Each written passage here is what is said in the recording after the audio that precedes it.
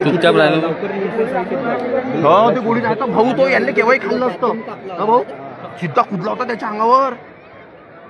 आपण कसा पाहत आहे बे बाबू बिट्ट्या भाऊ येऊ नको मा.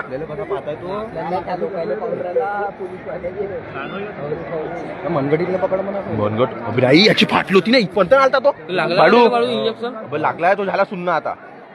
तो पाहिजे कसं परत आहे. शून्य झाला तो शून्य झाला.